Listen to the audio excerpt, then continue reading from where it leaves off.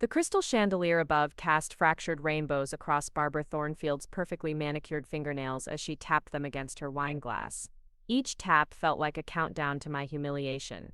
The private dining room at the Heathman Hotel buzzed with the kind of conversation that only happened when Portland's old money gathered to celebrate one of their own. Tonight, that celebration was for my husband Derek's 35th birthday, and I was about to become the evening's entertainment. Before you jump back in, tell us where you're tuning in from, and if this story touches you, make sure you're subscribed, because tomorrow I've saved something extra special for you.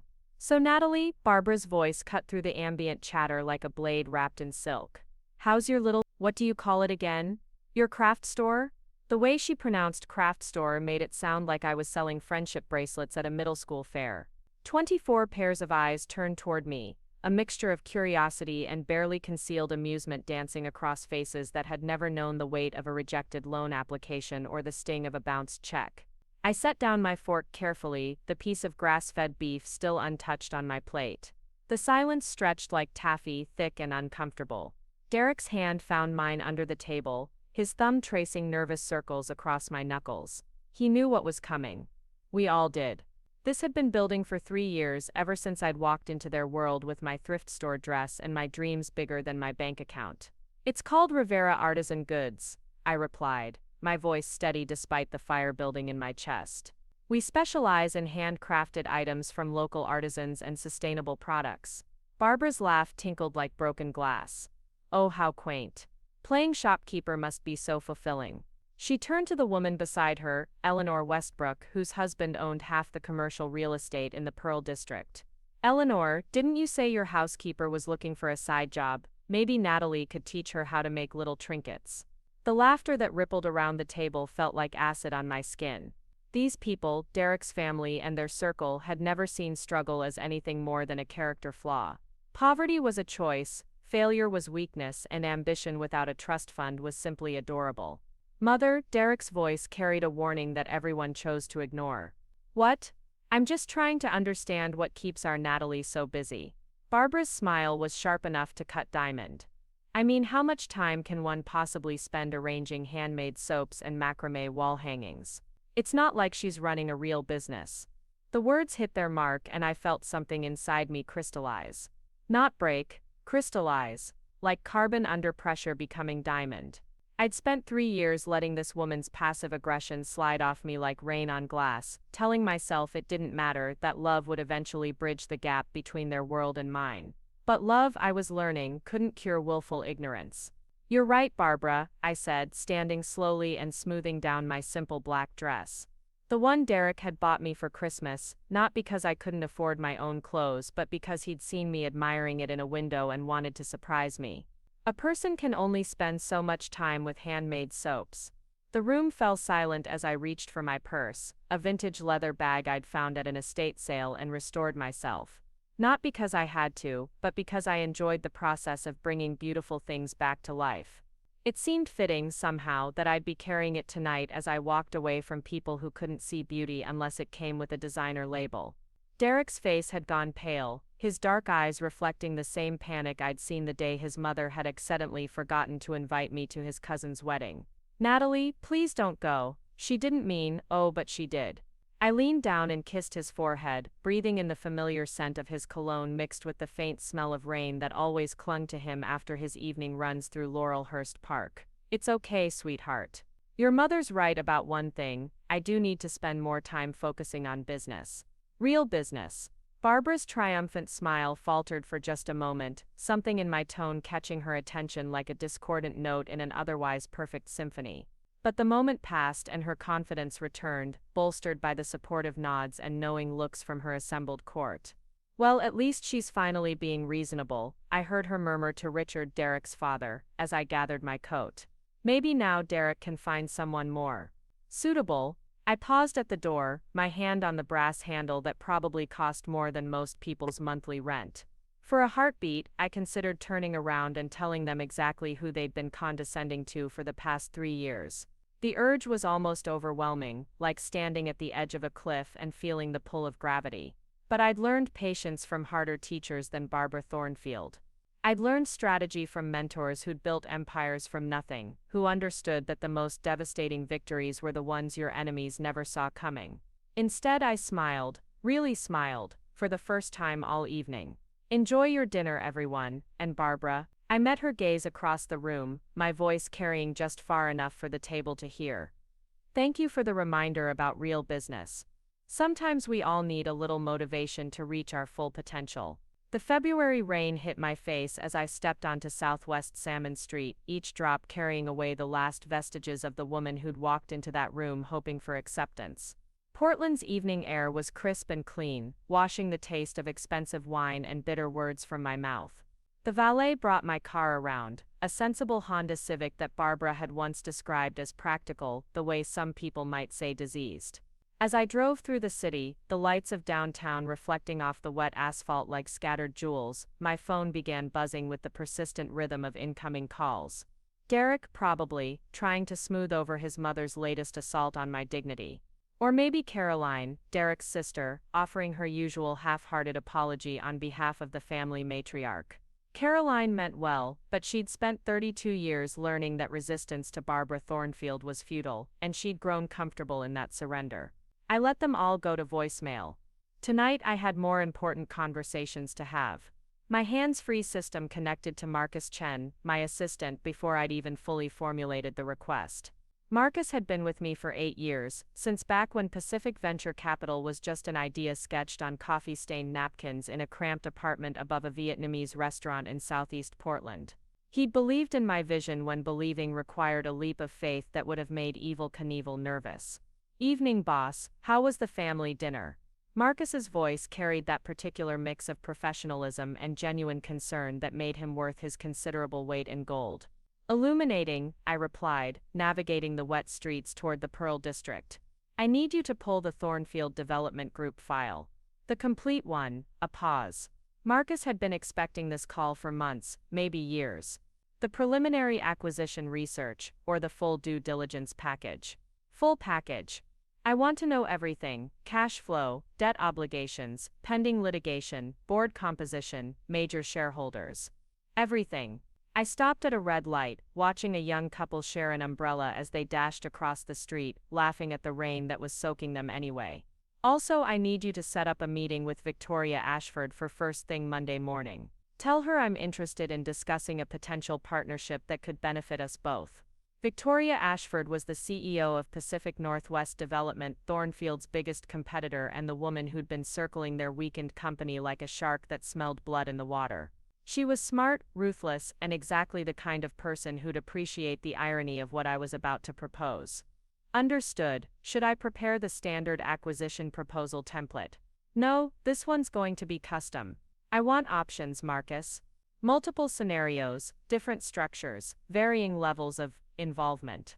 I pulled into the parking space behind Rivera Artisan Goods, the modest storefront that had become both my cover and my genuine passion project. The shop was dark now, the handmade wind chimes in the window still, and silent in the protected alcove. Boss, if I may ask, what exactly happened at dinner? I sat in my car for a moment, rain drumming against the roof like impatient fingers. The Pearl District was quiet at this hour, most of the galleries and boutiques closed, leaving only the soft glow of street lamps and the occasional flash of headlights from late commuters heading home to their families. Barbara Thornfield reminded me why I built Pacific Venture Capital in the first place. I turned off the engine, listening to it tick as it cooled. She reminded me that some people will never see past their own prejudices until those prejudices cost them everything they think they're entitled to. Marcus was quiet for a moment, the sound of typing filtering through the connection. The Thornfield file shows some interesting pressure points. Their leveraged buyout of the waterfront project is creating cash flow issues, and they've got a major loan payment due in 6 weeks. If they can't secure additional funding, they'll be forced to sell or face bankruptcy. I finished the thought, stepping out into the rain. Exactly. I want a full strategic analysis on my desk by Sunday evening. Include projections for what a $50 million rescue package would look like, and what kind of control that level of investment would typically require. $50 million. The number that had been floating around Portland's development circles for weeks as the amount Thornfield Development needed to stay solvent. The same amount that represented barely 15% of Pacific Venture Capital's available investment portfolio, though none of the Thornfields knew that. To them, I was just Derek's wife who played with arts and crafts, while my investment firm operated through carefully constructed layers of shell companies and trusted intermediaries. I'll have everything ready, Marcus confirmed.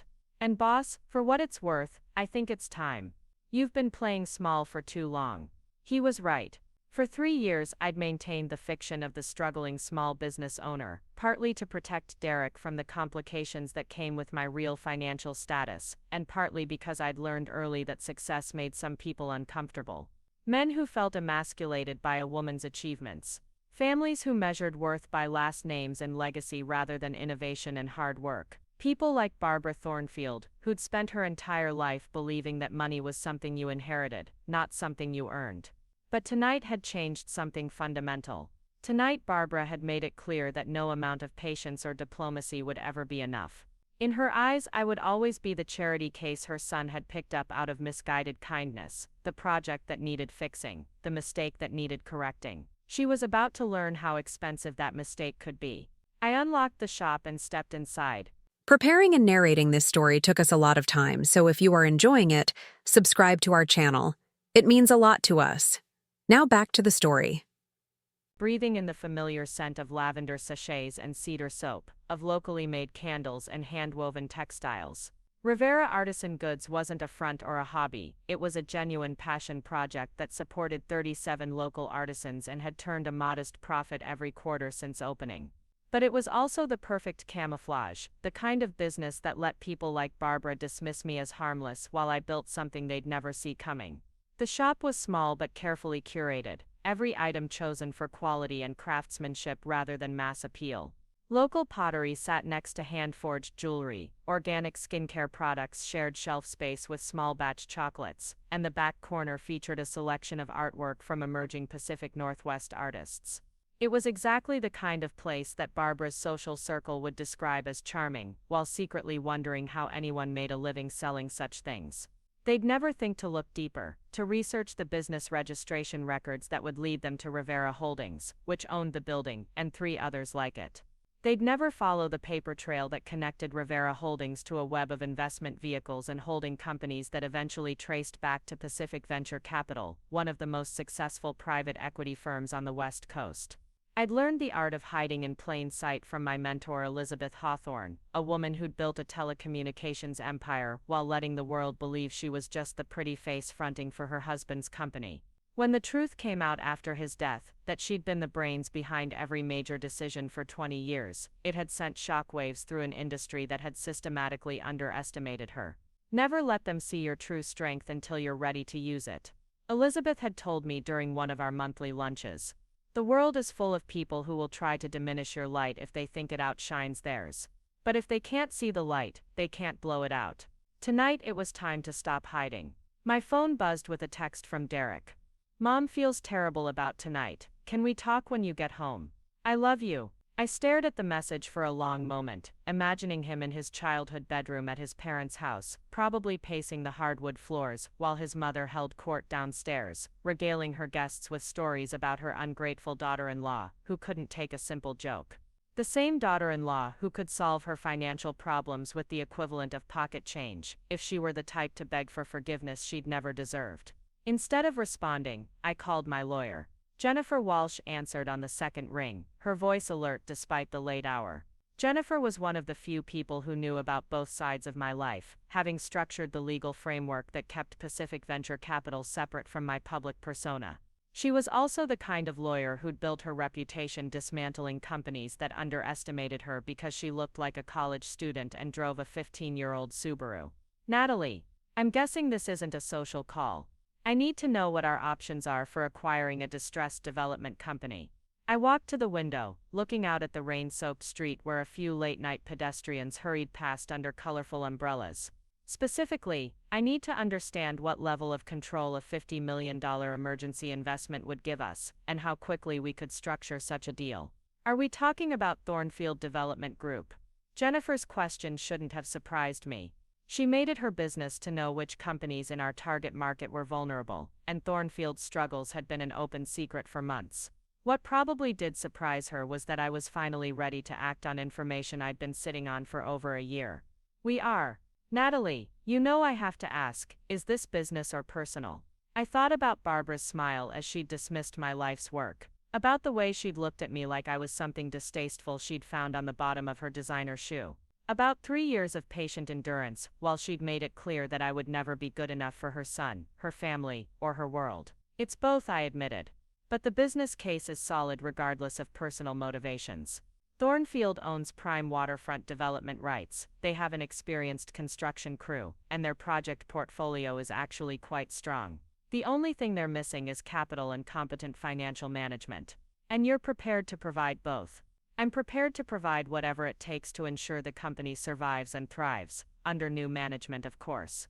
Jennifer was quiet for a moment, and I could practically hear her legal mind spinning through possibilities and potential complications. This could get complicated, especially given your family connections. Derek's going to be caught in the middle. Derek, my husband of 2 years, who'd fallen in love with the woman who sold handmade soaps and believed in supporting local artists. Who'd proposed to me in this very shop, getting down on one knee between a display of organic honey and a rack of hand-knitted scarves. Who had no idea that the woman he'd married could buy his family's company outright without denting her investment portfolio. Derek will have choices to make, I said finally. Just like everyone else. All right. I'll start drafting preliminary documents tonight. How public do you want to go with Pacific Venture Capital's involvement? I considered the question, watching my reflection in the shop window.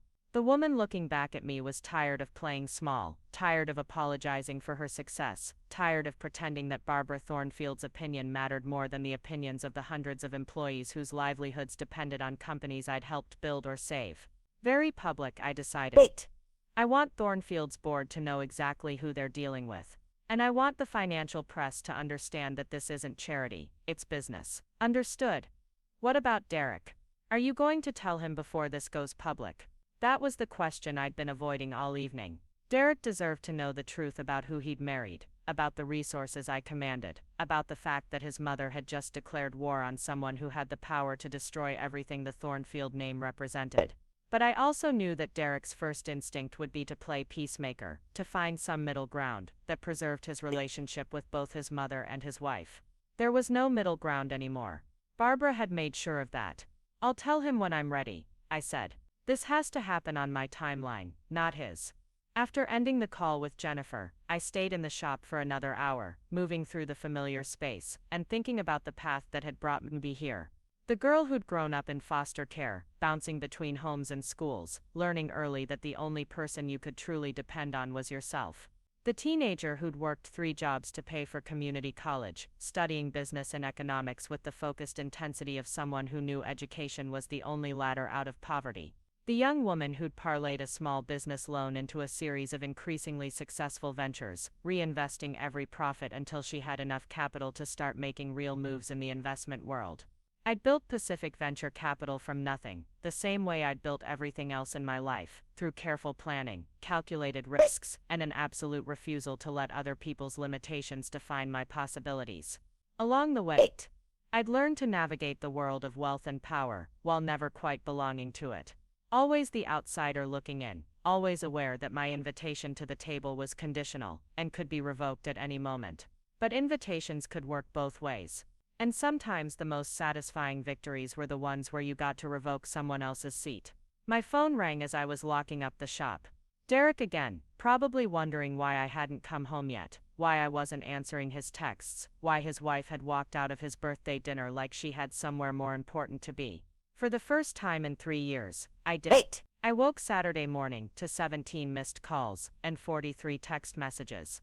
Derek had spent the night at his parents' house, something that happened maybe twice a year, and always signaled that Barbara had orchestrated some kind of family crisis that required his immediate attention and complete loyalty. The messages ranged from pleading to confused, to slightly accusatory, as if my walking out of dinner had somehow been the real offense, rather than his mother's public character assassination. The rain had stopped overnight, leaving Portland washed clean and gleaming under a rare February sun. I made coffee in the French press Derek had given me for our first anniversary, back when we were still navigating the delicate dance of learning each other's morning routines. He liked his coffee strong and black, a habit inherited from his father who started every day with espresso and financial reports. I preferred mine with cream and a touch of vanilla, a small indulgence that Barbara had once described as unnecessarily complicated when she'd observed me making it during one of their visits to our home. Our home, the converted warehouse loft in the Pearl District that I'd bought outright 3 years ago, though Derek believed we were renting it from a private landlord who preferred long-term tenants. The exposed brick walls and polished concrete floors gave it an industrial elegance that complemented the original artwork I'd collected from local galleries. Derek loved the space, often commenting on how perfectly it reflected our shared aesthetic, never questioning how a small business owner could afford such a place in one of Portland's most desirable neighborhoods. Marcus arrived at 10 with the Thornfield Development Group files, 24 assorted pastries from our favorite bakery, and the kind of focused energy that told me he'd been working since dawn. We spread everything across the dining table that Derek and I had found at an estate sale in Laurelhurst, its mahogany surface now covered with financial statements, property records, and legal documents that painted a picture of a company in free fall. "The situation is worse than I initially thought," Marcus said, opening his laptop and pulling up a detailed spreadsheet. Their cash flow problems started 18 months ago when they overextended on the waterfront project. They borrowed heavily against future sales that haven't materialized, and now they're caught in a cycle where they can't complete construction without more money, but they can't get more money without completing construction. I studied the numbers, recognizing the classic signs of a company that had grown too fast without adequate financial planning. Thornfield Development had built their reputation on smaller residential projects, but when the opportunity came to bid on the massive waterfront redevelopment, they'd let ambition override prudence. The project itself was sound. Luxury condominiums, with river views, would sell easily in Portland's competitive market, but they'd underestimated costs and overestimated timelines. What about their other properties? Marcus flipped through several pages of documentation. They own 4 commercial buildings in the downtown core, all generating steady rental income, plus the family estate in Laurelhurst. The buildings are leveraged but not underwater. The estate is worth approximately $12 million, completely unencumbered. Richard inherited it from his father along with the original development company. Barbara's throne, in other words. The mansion where she held court, entertaining Portland's old money families with catered dinners and charity galas, all funded by a business that was hemorrhaging money faster than they could acknowledge. I wondered if she knew how precarious their situation really was, or if Richard had been protecting her from the harsh realities of their financial decline. Staff retention, hemorrhaging talent. 3 senior project managers have left in the past 6 months, including their head of construction who went to Pacific Northwest Development. Victoria Ashford has been systematically poaching their best people with better offers and more stable employment prospects. Victoria Ashford. My Monday morning meeting was going to be very interesting indeed. Victoria had built Pacific Northwest Development from a mid-sized construction company into one of the region's most successful firms by being exactly what Barbara Thornfield despised. A self-made woman who'd earned every dollar through skill and determination rather than inheritance and connections. She'd started as a project manager at a failing construction company, learned the business from the ground up, and eventually bought out her employers when they tried to sell to developers who planned to strip the company for parts. Board composition. Marcus pulled up another document. 5 members including Richard as chairman. Barbara holds 2 seats through family trusts, which gives her effective control over major decisions. The other seats are held by Harold Westbrook and Thomas Manning, both longtime family friends who typically defer to whatever Richard and Barbara want. Perfect. A board controlled by people who valued loyalty over competence, tradition over innovation. The kind of people who would resist outside investment until the alternative was complete collapse, and even then would probably blame their problems on market forces rather than their own poor management. What about Derek? Does he have any ownership stake? Currently no, but there's a succession plan that would transfer 30% of the company to him on his 40th birthday, with the remainder going to Caroline. The plan assumes the company will still exist in 5 years, which seems optimistic given current trajectories. I sipped my coffee and considered the implications. Derek had no idea he stood to inherit a bankrupt company, no understanding of how close his family was to losing everything they'd built over 3 generations.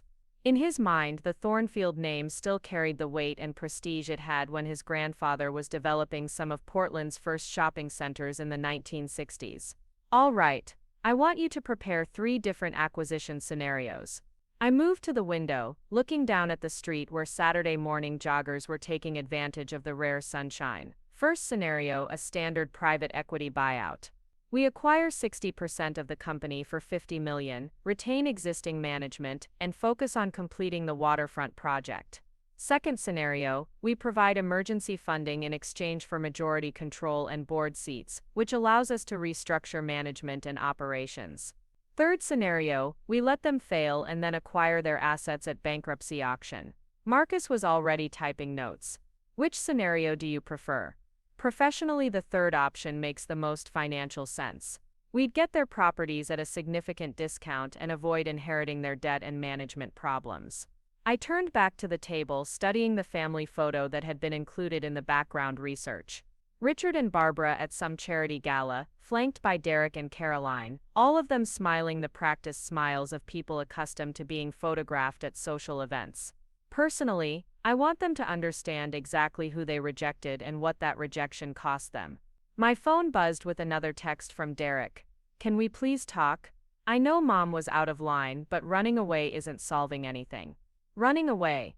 As if I were a child having a tantrum rather than a grown woman making strategic decisions about a business opportunity worth $50 million. The dismissive language was so perfectly Derek, always assuming that emotional reactions were temporary states that could be reasoned away with enough patience and understanding. What about Derek? Marcus asked, apparently reading my expression. He's going to be caught in the middle of whatever happens. Derek is going to have to choose what matters more to him, protecting his mother's feelings or building a marriage based on honesty and mutual respect. I set down my coffee cup with more force than necessary. I've spent 3 years accommodating his family's prejudices, making myself smaller to fit their narrow view of who deserves respect. I'm done. Marcus nodded, understanding the subtext. He'd been there during the early days of Pacific Venture Capital, when I'd faced skepticism from banks, investors, and potential clients who couldn't believe that a 26-year-old woman with a community college degree and no family connections could possibly know anything about high-stakes finance. He'd watched me prove them wrong, one successful deal at a time, building credibility through results rather than rhetoric. The financial press is going to have a field day with this story, he observed. Mysterious investment firm saves prominent local family's business. They'll want to know who's behind Pacific Venture Capital, especially if we're making such a public move. Good, it's time for people to know. I gathered the financial documents into neat stacks, already mentally preparing for the conversations that would follow. Set up meetings with the Portland Business Journal, Oregon Business Magazine, and anyone else who covers local development news. I want to control the narrative before someone else does. The doorbell rang, interrupting my thoughts. Through the intercom I could hear Derek's voice, slightly distorted but unmistakably apologetic. Nat, can I come up? I brought bagels from that place you like. Food as peace offering. It was such a classic Derek move, assuming that the right gesture could smooth over fundamental disagreements about values and respect. I almost smiled despite my irritation. In 3 years of marriage, he'd never quite understood that some problems couldn't be solved with thoughtful gifts and earnest conversations. Should I disappear? Marcus asked, already closing his laptop. No. It's time Derek learned what his wife actually does for a living. I buzzed Derek up, listening to his familiar footsteps on the stairs. He appeared in the doorway, looking rumpled and tired, his dark hair sticking up at odd angles, and his clothes clearly slept in. The bags under his eyes suggested he'd gotten even less sleep than I had, probably spending the night fielding phone calls from family members trying to make sense of my dramatic exit. Morning, he said cautiously, taking in the scene of financial documents spread across our dining table. Marcus, good to see you. Working on a Saturday? Marcus stood and extended his hand. Derek. Yes, we're reviewing some potential investment opportunities. Derek's confusion was almost endearing. In his mind, Marcus was my part-time bookkeeper who helped with the shop's finances, not the chief operating officer of a multi-million-dollar investment firm. He'd met Marcus dozens of times at social events and family gatherings, never questioning why a small retail business needed such sophisticated financial assistance. Investment opportunities. Derek set the bag of bagels on the kitchen counter, careful not to disturb the papers. For the shop? Not exactly. I gestured to one of the chairs. Sit down, Derek. We need to talk. He remained standing, sensing that something fundamental had shifted in the 12 hours since I'd walked out of his birthday dinner. Nat, about last night, Mom feels terrible. She was drinking, and you know how she gets when she's had wine. She didn't mean what she said about your business. Yes, she did. I picked up one of the Thornfield Development financial statements. And actually she was more right than she knew. I haven't been completely honest about my business. Derek's eyes darted between the papers and my face, trying to process information that didn't fit his understanding of our life together. What do you mean? I mean that Rivera Artisan Goods is real, and I love running it, but it's not my primary source of income. I handed him the Pacific Venture Capital letterhead that Marcus had prepared. This is. Derek stared at the document, his expression cycling through confusion, disbelief, and something that might have been betrayal. Pacific Venture Capital. I've heard of this company. They were in the news last year for that tech acquisition that saved 300 jobs. That was us. Me, actually. I sat down across from him, suddenly feeling the weight of 3 years of carefully maintained deception. I founded Pacific Venture Capital 8 years ago. We specialize in rescuing distressed companies and turning them into profitable operations. Our current portfolio is worth approximately $400 million. The silence stretched between us like a chasm. Derek's face had gone pale, and he was gripping the letterhead so tightly his knuckles were white. When he finally spoke, his voice was barely above a whisper. $400 million. Give or take, depending on market conditions. You're telling me that while I've been worrying about whether we can afford to renovate the kitchen, you've been sitting on $400 million. The hurt in his voice was genuine, and for a moment I felt the familiar urge to apologize, to minimize, to make myself smaller so he could feel more comfortable. But that impulse had led me here, to a marriage where my husband didn't know who I really was because I'd been too afraid to show him. I'm telling you that I built something extraordinary, while your family spent 3 years treating me like a charity case. I leaned forward, meeting his eyes. I'm telling you that your mother just insulted someone who could solve all of their financial problems without breaking a sweat. Derek's confusion shifted toward understanding, and with it came a dawning horror. Their financial problems. What are you talking about? Marcus cleared his throat diplomatically. Perhaps I should explain the current situation with Thornfield Development Group. For the next 20 minutes, Marcus walked Derek through his family's dire financial circumstances with the kind of clinical precision that made the numbers impossible to deny or rationalize. Derek listened in stunned silence as he learned that the company bearing his name was 6 weeks away from bankruptcy, that his parents had leveraged everything including the family home to fund a project they couldn't complete, that his inheritance was going to be debt rather than dynasty. How long have you known about this? Derek asked when Marcus finished. I've been monitoring their situation for about a year, I admitted. It's my job to identify distressed companies that might benefit from our intervention. I never expected it to become personal. But it is personal now. Your mother made it personal when she decided to publicly humiliate me for the crime of not being born into wealth. Derek stood up abruptly, pacing to the window and staring down at the street. So what happens now? You let my family lose everything to prove a point. The question hung in the air like an accusation, and I felt something harden in my chest. Even now, even after learning the truth about both my capabilities and his family's circumstances, Derek's first instinct was to frame this as my responsibility to fix rather than their responsibility to face consequences. What happens now is that I make a business decision based on what's best for Pacific Venture Capital and our investors. I stood as well, crossing to where he stood. Your family's company is a viable investment opportunity, but only under new management with a fundamentally different approach to operations and strategy. New management, Derek repeated. You mean firing my father? I mean installing competent leadership that can actually run a successful development company. I touched his shoulder, feeling the tension coiled in his muscles. Derek, your father is a good man, but he's not a good businessman. The numbers don't lie. Derek turned to face me, and I could see the conflict warring in his expression. Love and loyalty, facts and feelings, the comfortable assumptions of a lifetime crashing against uncomfortable realities. Why didn't you tell me who you really were? It was the question I'd been dreading and expecting in equal measure. How do you explain to someone you love that you've been hiding your true self because you were afraid they couldn't handle it? How do you admit that you chose deception over trust because trust felt too dangerous? Because I've learned that money changes how people see you and not always for the better. I moved back to the table, gathering the scattered documents. I've had relationships end because men felt threatened by my success. I've had friends disappear when they realized I could afford things they couldn't. I've been dismissed as a trust fund baby and resented as a self-made success, sometimes by the same people. So you decided to lie to me instead. I decided to let you fall in love with me instead of my bank account. Derek considered this, his lawyer's mind probably weighing the logic against the emotional impact. But you were going to tell me eventually, right? This wasn't going to be a permanent secret.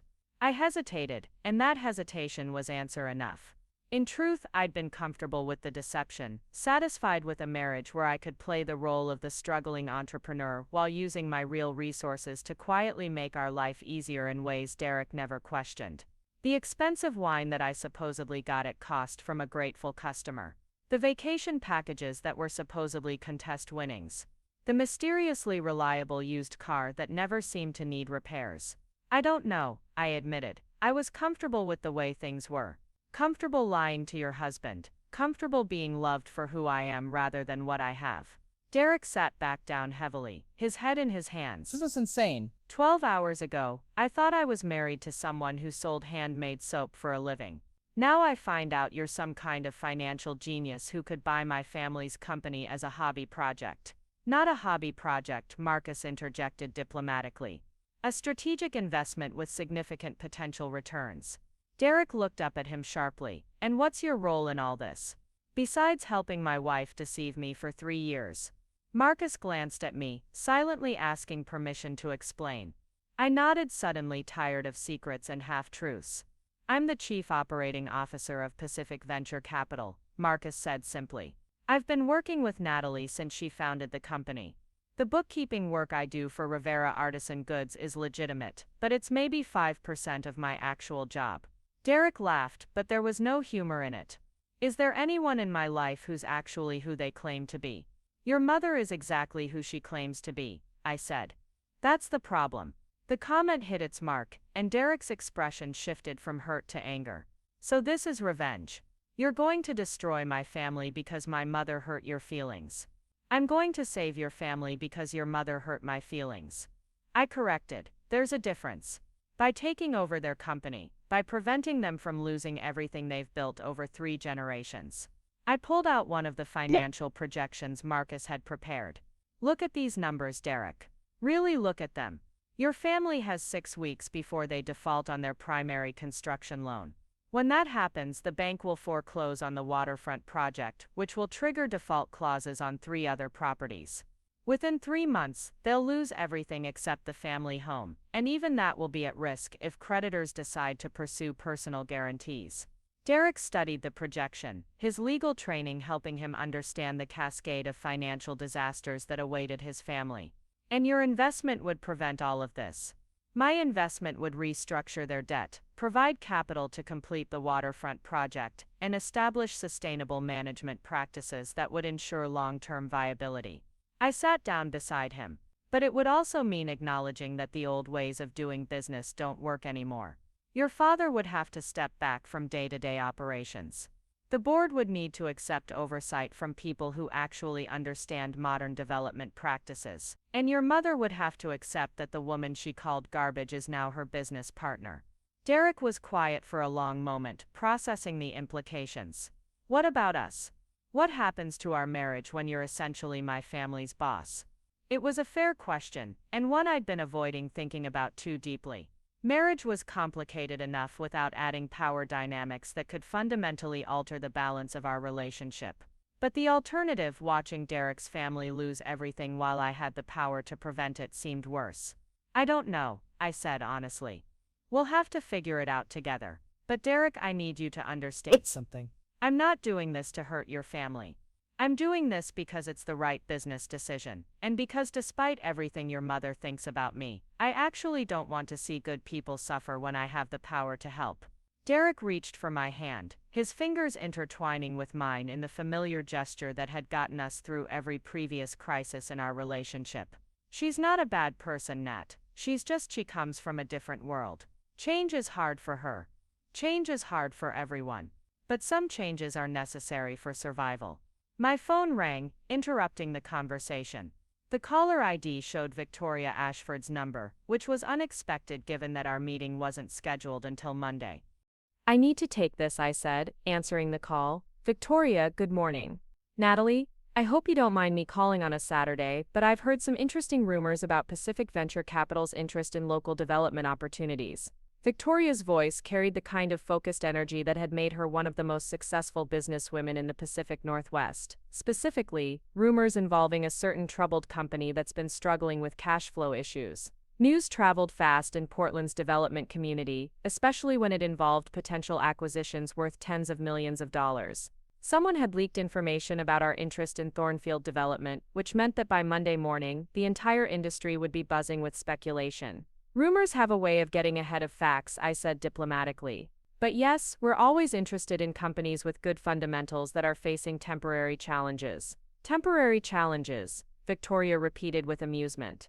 "Is that what we're calling it? Because from where I sit, Thornfield's problems look fairly permanent unless someone intervenes quickly." Derek was watching my side of the conversation with growing alarm, probably beginning to understand how public his family's private struggles were about to become. "Would you be interested in moving our Monday meeting to this afternoon?" Victoria continued. "I have some information that might influence your decision-making process, and time seems to be a factor. This afternoon would be fine. Shall we say 2 o'clock at my office?" "Perfect. And Natalie, you might want to prepare for some interesting phone calls over the weekend. Word is spreading that Pacific Venture Capital is coming out of the shadows, and people are very curious about who's been pulling the strings behind the scenes." After ending the call, I turned back to Derek, who was staring at me with an expression I couldn't quite read. "This is really happening, isn't it?" he said. "You're really going to take over my family's company." "I'm really going to save your family's company," I corrected. "Whether they want to be saved or not." Victoria Ashford arrived at my Pacific Venture Capital offices precisely at 2 o'clock, her silver Mercedes coupe sliding into the visitor parking space with the kind of practiced efficiency that characterized everything about her approach to business. Through the floor-to-ceiling windows of my 23rd floor conference room, I watched her emerge from the car, adjusting her charcoal blazer against the February wind that whipped across the Willamette River below. Derek had left our loft an hour earlier, claiming he needed to check on his parents and assess the family's situation firsthand. What he really needed was time to process the revelation that his wife of 3 years had been living a double life, and space to figure out where his loyalties lay in the conflict that was about to engulf his family. I understood the impulse, even if it frustrated me. Derek had always been someone who needed to gather information before making decisions, a trait that served him well as an attorney but sometimes left him paralyzed when decisive action was required. The elevator chimed softly, and moments later my assistant ushered Victoria into the conference room. At 52, Victoria commanded attention without demanding it, her presence filling the space in a way that spoke to decades of hard-earned authority. Her handshake was firm, her smile genuine but calculating, and her eyes immediately cataloged every detail of the room from the Rothko print on the far wall to the financial reports stacked neatly on the conference table. "Impressive offices," she said, moving to the windows that offered a panoramic view of Portland's skyline. I had wondered where Pacific Venture Capital was headquartered. "You've done an excellent job maintaining your anonymity." "Anonymity has its advantages in this business." I gestured toward the chairs arranged around the polished granite table, though I suspect that's about to change. Victoria's laugh carried notes of both amusement and respect. "Indeed it is. By Monday morning, every development firm between Seattle and San Francisco will know that Natalie Rivera is the mysterious force behind one of the region's most successful investment companies. The question is whether you're ready for that level of scrutiny." "Are you suggesting I'm not?" "I'm suggesting that stepping out of the shadows changes everything. Clients who were comfortable dealing with your male representatives might have different reactions when they realize they've been taking direction from a 34-year-old woman who grew up in foster care. Some of them won't handle it well." Victoria's research had been thorough, but then again she hadn't built Pacific Northwest Development into a $100 million company by accepting surface-level information. She would have dug into my background the moment she heard Pacific Venture Capital was interested in local acquisitions, probably spending the morning constructing a detailed profile of my strengths, weaknesses, and potential pressure points. "I've dealt with difficult clients before," I said, settling into the chair across from her, "usually by replacing them with better ones." Spoken like someone who's never had to maintain relationships with Portland's old boy network for 20 years. Victoria opened her leather portfolio, revealing several manila folders thick with documentation. "But that's actually why I wanted to meet today. I have information about Thornfield Development that might influence your acquisition strategy." She slid the first folder across the table. Inside were photographs, financial records, and what appeared to be internal company emails dating back 6 months. The correspondence painted a picture of a company in deeper trouble than even my extensive due diligence had revealed. "How did you acquire these documents?" "3 of their former employees came to work for me," Victoria explained. "When people are worried about their jobs, they sometimes take precautions to protect themselves. Employment lawyers call it insurance. I call it valuable market intelligence." The emails were damning. Richard Thornfield had known about the cash flow crisis since August, but had chosen to hide the severity from his board, apparently hoping that pre-sale deposits on the waterfront project would carry them through until completion. When those sales failed to materialize at projected levels, he doubled down by securing additional loans against properties that were already leveraged to dangerous levels. More troubling were the messages between Richard and his project managers, revealing a pattern of cost overruns, construction delays, and quality control issues that suggested systemic problems beyond simple financial mismanagement. The Thornfield Development Group wasn't just broke, it was broken, operating with the kind of dysfunction that made even well-capitalized rescue attempts risky propositions. "This changes the valuation significantly," I murmured, scanning through reports of foundation problems at the waterfront site and disputes with the city planning office over building permits. "It changes more than the valuation. It changes whether an acquisition makes sense at all." Victoria pulled out a second folder, this one containing architectural plans and engineering reports. "The waterfront project is going to require an additional $15 million in remediation costs before construction can continue. The foundation work needs to be completely redone, and there are environmental issues that weren't properly addressed in the initial planning phase." I studied the engineering assessments, recognizing the signatures of firms I'd worked with on previous projects. Their conclusions were unambiguous.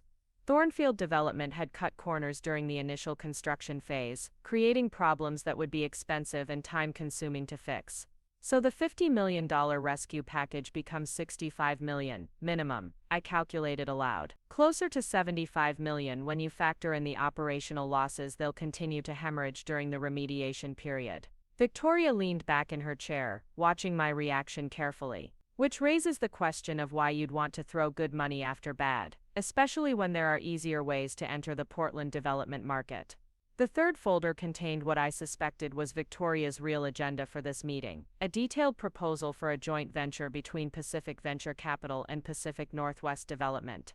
Instead of rescuing Thornfield, she was suggesting that we partner on new projects, combining my financial resources with her operational expertise to compete directly against established firms like Thornfield. "You want me to let them fail," I said, recognizing the elegant simplicity of her strategy. "I want you to let them fail spectacularly and publicly, so that when we announce our partnership, the market understands that there's a new paradigm in Portland development. Out with the old guard, in with companies that actually know how to manage risk and execute projects." Victoria's proposal was compelling from a purely business perspective.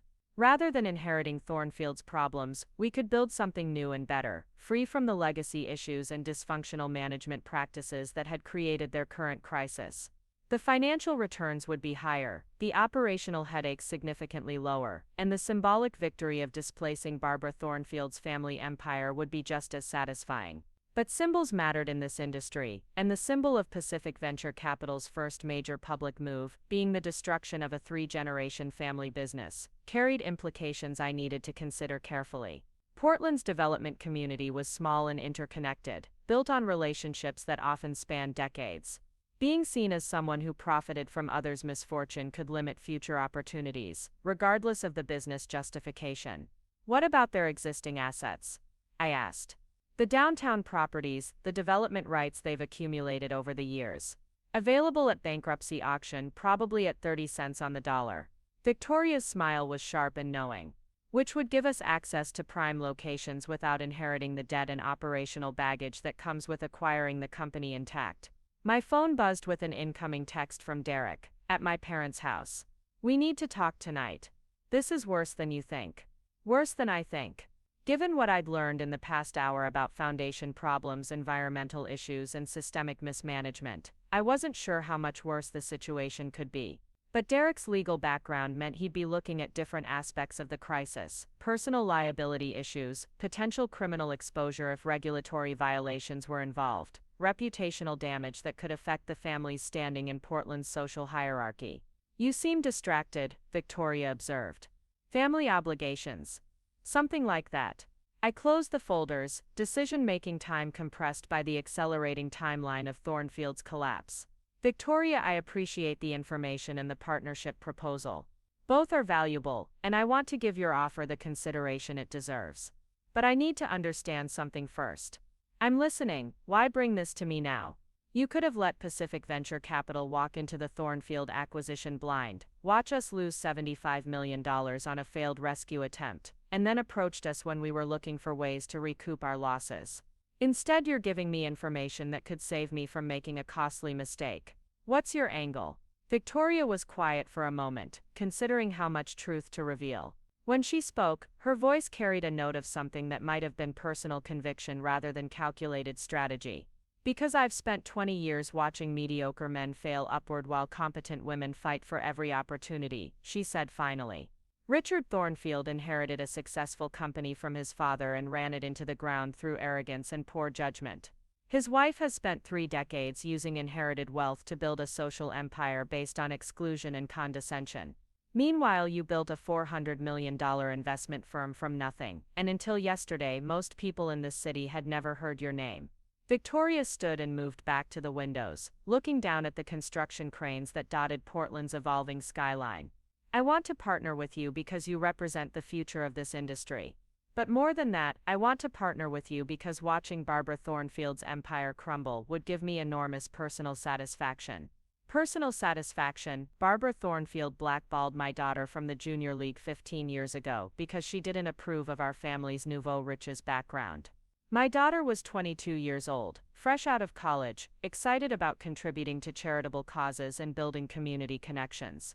Barbara destroyed that for her with a whisper campaign about our lack of breeding and inappropriate social climbing. The revelation recontextualized everything about Victoria's approach to this situation. This wasn't just business for her, it was an opportunity to settle old scores with a woman who'd used social position as a weapon against people she deemed inferior. Barbara Thornfield had created enemies throughout Portland's business community, and now those enemies were circling like sharks sensing blood in the water. Your daughter, how did she handle the rejection? She moved to Seattle and started her own nonprofit. She's done remarkable work with homeless services and addiction recovery programs, but she's never forgotten how it felt to be dismissed by people who'd inherited their significance rather than earning it. Victoria's reflection in the window showed a smile that held no warmth. She'll be particularly interested to hear about your involvement in the Thornfield situation. My phone rang before I could respond. The caller ID showed Derek's number, which was unusual given that he typically texted when we were both busy with work obligations. Something urgent enough to warrant a phone call in the middle of a Saturday afternoon. I should take this, I said, answering on the third ring. Derek, Nate, you need to come to my parents' house immediately. Derek's voice carried a tension I'd rarely heard, the kind of carefully controlled panic that suggested he was struggling to maintain professional composure while dealing with personal crisis. There's been a development. What kind of development? The kind that involves police reports and potential criminal charges. How quickly can you get here? I felt Victoria's attention sharpen, her business instincts recognizing the significance of whatever was happening even without hearing Derek's side of the conversation. I'm leaving now, I said. Derek, don't say anything to anyone until I arrive. Not to your parents, not to the police, not to anyone. It's too late for that. Just get here. The line went dead, leaving me staring at the phone while my mind raced through possibilities. Police reports and criminal charges suggested that Thornfield Development's problems had moved beyond civil financial disputes into potential criminal territory. Fraud, embezzlement, regulatory violations, any number of issues that could transform a business rescue operation into a legal minefield. Crisis at the Thornfield estate. Victoria asked, already gathering her files. Something involving police and potential criminal charges. I grabbed my coat and purse, mind shifting into damage control mode. Victoria, can we continue this conversation tomorrow? I may need to reevaluate everything based on whatever's happening. Of course, but Natalie. Victoria paused at the conference room door. If this is what I think it is, your window for a clean acquisition just closed.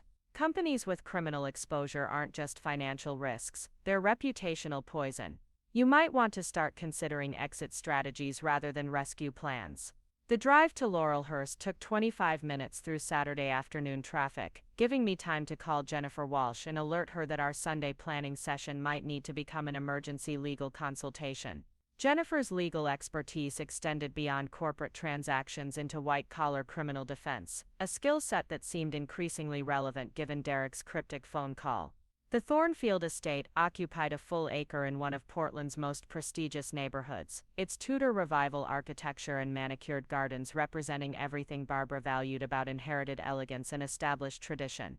Under normal circumstances, the circular driveway would be empty except for the family's vehicles. Today it hosted 2 Portland Police Bureau patrol cars, an unmarked sedan that probably belonged to a detective, and Derek's BMW parked at an angle that suggested hasty arrival. I found Derek in the library, a room lined with leather-bound books that Richard had inherited along with the house and probably never read. He was pacing between the fireplace and the tall windows that overlooked the formal garden, his usually perfect hair disheveled, and his tie loosened in a way that suggested he'd been running his hands through both. "Thank God you're here," he said, crossing the room to embrace me. "This is a disaster, Nat. An absolute disaster. Where are your parents?" "Dad's in his study with Detective Morrison from the Financial Crimes Unit. Mom's in the kitchen with a victim advocate, apparently having some kind of breakdown." Derek's laugh held no humor. "Turns out that when you're the victim of embezzlement, they assign someone to help you process the trauma of being betrayed by people you trusted." Embezzlement. The word hit me like cold water, instantly clarifying the scope of the crisis facing the Thornfield family. This wasn't just a matter of poor business decisions and over-leveraged investment. Someone had been stealing from the company, which meant that the financial losses were potentially much larger than anyone had calculated. Who was embezzling? And how much? Derek pulled out his phone and showed me a photo of what appeared to be financial records spread across his father's desk. Martin Keating, their CFO. He's been systematically transferring funds from company accounts to shell corporations he created. The preliminary estimate is somewhere between $8 and $12 million over the past 2 years. Martin Keating. The same Martin Keating who'd called me Friday night in a panic about the terminated merger, claiming there must be some mistake. The same Martin Keating who'd been managing Thornfield Development's finances while Richard focused on project development and client relationships. The same Martin Keating who'd had access to every account, every transaction, every financial record that could have revealed the scope of the company's problems. How did they discover it? One of the banks called yesterday about irregularities in an account transfer. Dad started asking questions, and when he couldn't reach Martin this morning, he went to the office and found evidence of the shell companies in Martin's computer files. Derek sat heavily in one of the leather chairs that flanked the fireplace. "Nat, Martin has been stealing from us for 2 years. 2 years while Dad was trying to figure out why the company was hemorrhaging money, why projects were going over budget, why they couldn't maintain cash flow despite steady revenue. The scope of the betrayal was staggering, not just financially but personally. Martin Keating had been Richard's friend for over a decade, someone the family had trusted with their most sensitive business information. He'd attended family gatherings, celebrated holidays with them, been treated as an extended family member while systematically robbing them blind. Where is Martin now? Disappeared. Cleaned out his office sometime yesterday after the bank called, and no one's seen him since. The police think he's probably left the state, maybe the country. Detective Morrison says these kinds of cases usually involve significant advance planning once the perpetrator realizes they're about to be discovered. I moved to the window, looking out at the garden where Barbara had hosted countless charity events and social gatherings, raising money for causes while someone was stealing millions from her family's company. The irony was almost poetic. Barbara Thornfield, who'd spent decades judging others based on their financial status and social credentials, had been victimized by someone she'd elevated to a position of trust and authority. What does this mean for the company? It means the $50 million you were considering investing wouldn't even cover their actual losses, Derek said bitterly. Dad's been trying to save a company that was being hollowed out from the inside. Every financial projection, every cash flow analysis, every business plan was based on numbers that Martin manipulated to hide his theft. My phone buzzed with a text from Marcus, Portland Business Journal, calling about rumors of PVC interest in Thornfield. What should I tell them? The media attention I'd been preparing to manage was about to become significantly more complicated. A story about Pacific Venture Capital's mysterious founder acquiring a troubled development company was interesting business news. A story about that same founder being married to the son of a family whose company had been devastated by embezzlement was front-page drama that would attract attention far beyond Portland's business community. Derek, who else knows about your connection to Pacific Venture Capital? Just Marcus and your lawyer, as far as I know. Why? Because when this embezzlement story breaks, reporters are going to be looking for every angle they can find. If they discover that the mysterious head of Pacific Venture Capital is married to the victim's son, it becomes a much bigger story. Derek's expression shifted from confusion to alarm as he processed the implications. You think the media would suggest some kind of conspiracy? That you were involved in the embezzlement? I think the media would suggest anything that sells newspapers and generates clicks. The truth becomes secondary when you have a story that involves millions in stolen money, a prominent family's downfall, and a secret business empire run by someone connected to the victims. The library door opened, and Richard Thornfield appeared, looking every one of his 68 years plus several more.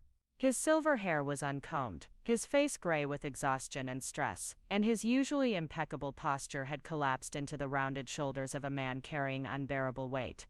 Natalie, he said, seeming genuinely surprised to see me. Derek said you were coming, but I wasn't sure why. This is hardly a social occasion.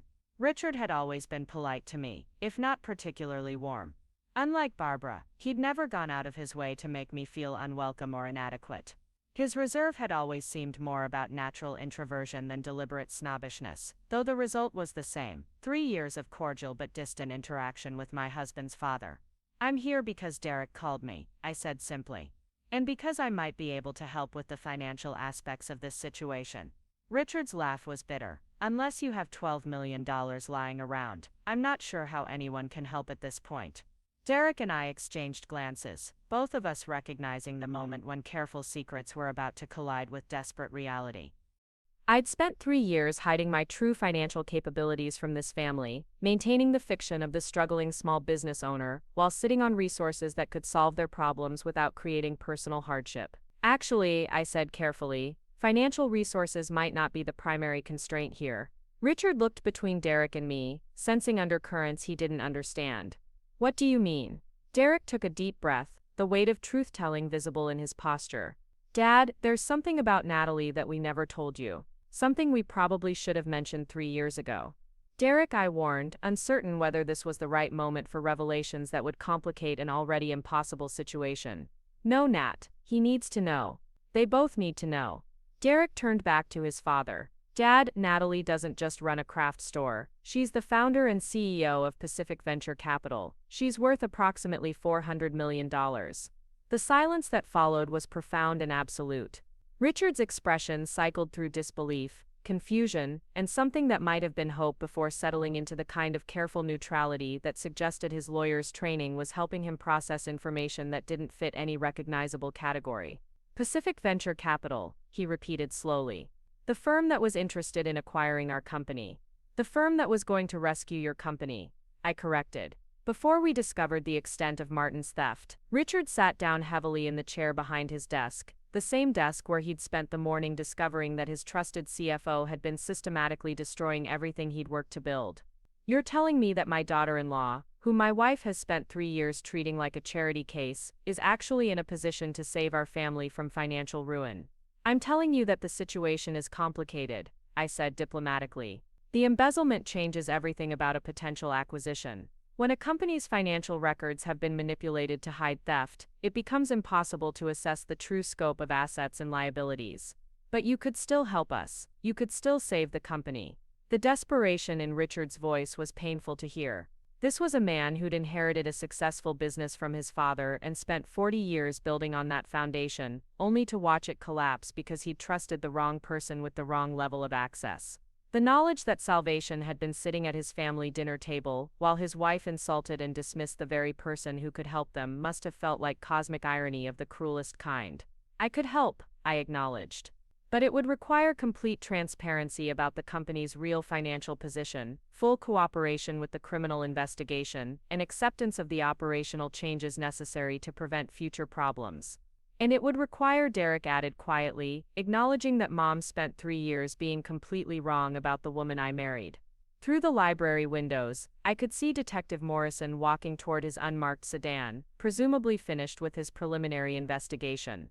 The police involvement meant that Thornfield Development's problems would soon become public record, available to any reporter who bothered to check the daily crime blotter or monitor police scanner traffic. By Monday morning, the story would be everywhere. Prominent Portland development family, victimized by million-dollar embezzlement scheme. By Tuesday, some enterprising journalist would discover the connection between the victims and Pacific Venture Capital's mysterious founder. By Wednesday, my carefully constructed privacy would be destroyed, and every business decision I'd made for the past 8 years would be subject to public scrutiny and speculation. But perhaps it was time. Perhaps 3 years of hiding behind shell companies and proxy representatives had been enough. Perhaps the woman who'd built a $400 million investment firm deserved to step out of the shadows and claim credit for her achievements, regardless of who felt threatened or uncomfortable with that visibility. Richard, I said, making a decision that would change everything for both our families, I think it's time you and Barbara and I had a very different kind of conversation. Barbara Thornfield entered the library like a queen arriving at her own execution, her spine rigid with the kind of dignity that came from decades of practice at maintaining appearances during personal disasters.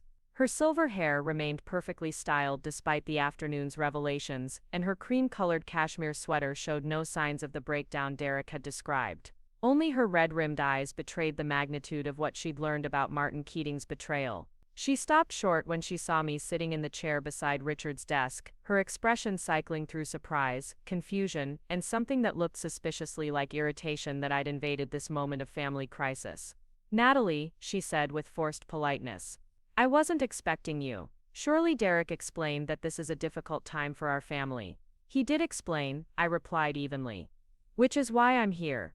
Barbara's gaze moved between Richard and Derek, searching for clues about why her son's wife was present during what should have been a private family meeting about financial catastrophe and criminal betrayal. Richard's expression was carefully neutral, but Derek's face showed the strain of someone carrying secrets that were about to reshape every relationship in the room. "Perhaps we could reschedule whatever social plans you had," Barbara continued, her tone suggesting that whatever brought me here couldn't possibly be as important as the crisis facing the Thornfield family. "As you might imagine, we have urgent matters to discuss." "Actually," Richard said quietly, "Natalie's presence is directly relevant to those urgent matters." Barbara's eyebrows rose in the subtle expression of disdain I'd grown accustomed to over 3 years of family gatherings. "I'm not sure how our business affairs could possibly concern someone whose expertise is in handmade crafts and local artisan products." The moment stretched like a piano wire under tension, filled with 3 years of accumulated slights, dismissals, and carefully veiled insults. Derek shifted uncomfortably in his chair, recognizing that we'd reached the point where diplomatic silence was no longer possible or productive. "Mom," he said gently, "there's something about Natalie that you don't know, something we should have told you years ago." "Derek," Barbara's voice carried a warning note, "whatever marital issues you're having can wait until we've dealt with this Martin situation." "This isn't about marital issues," I said, standing and moving to where my purse sat on the side table. "This is about the fact that I might be able to help with your Martin situation." Barbara's laugh held no warmth. "I'm sure you mean well, dear, but this is a matter for lawyers and accountants, not well-intentioned amateurs offering moral support." From my purse, I withdrew the leather portfolio that contained my Pacific Venture Capital business cards, the ones I'd had printed but rarely used because most of my business was conducted through intermediaries and shell companies. The embossed logo caught the light from the library's tall windows, and I could see Barbara's eyes focus on the unfamiliar design. "Barbara," I said, extending one of the cards, "allow me to properly introduce myself. My name is Natalie Rivera, and I'm the founder and CEO of Pacific Venture Capital." Barbara took the card automatically, her expression not changing as she read the text. For a moment I thought she might not recognize the company name, might not understand the significance of what I'd just revealed. Then her face went through a transformation that would have been comical if the stakes weren't so serious. "Pacific Venture Capital," she repeated slowly. "The firm that wanted to buy our company." "The firm that offered to invest $50 million to save your company," I corrected. "Before we discovered that your CFO had been embezzling funds for 2 years." Barbara's hand trembled slightly as she set the business card on Richard's desk, her carefully maintained composure finally showing cracks. "This is some kind of joke. You're saying that you, Derek's wife, who sells trinkets at a craft fair, are the head of an investment company worth hundreds of millions of dollars." "I'm saying that I built Pacific Venture Capital from nothing over the past 8 years while maintaining Rivera Artisan Goods as both a passion project and a way to stay connected to the community work I care about." I returned to my chair, noting how the power dynamics in the room had shifted with the simple presentation of a business card. "I'm also saying that yesterday evening, when you called me garbage in front of your friends and family, you were insulting someone who could have solved all of your financial problems." The word garbages hung in the air like smoke from an extinguished candle, carrying with it the memory of Barbara's triumphant smile as she'd humiliated me in front of Portland's social elite. Now that same word seemed to echo back at her, transformed from weapon into evidence of her own catastrophic misjudgment. "You let me believe you were poor," Barbara said, her voice barely above a whisper. "For 3 years you let our entire family believe you were some kind of charity case that Derek had taken pity on." "I let you reveal who you really are," I replied. "I let you show me exactly how you treat people you perceive as beneath your social class. And now we all have to live with the consequences of that choice." Richard cleared his throat, his lawyer's instincts helping him navigate the emotional minefield that had replaced what should have been a practical discussion about criminal victimization and financial recovery. "Natalie," he said carefully, "given what we now know about Martin's theft, is Pacific Venture Capital still interested in some kind of arrangement with Thornfield Development?" It was the question that had been hovering over every conversation since I'd learned about the embezzlement. From a purely business perspective, Thornfield Development Group was now a much riskier investment proposition. The stolen funds meant that their debt levels were higher than anyone had calculated, their cash flow projections were meaningless, and their management credibility was permanently damaged.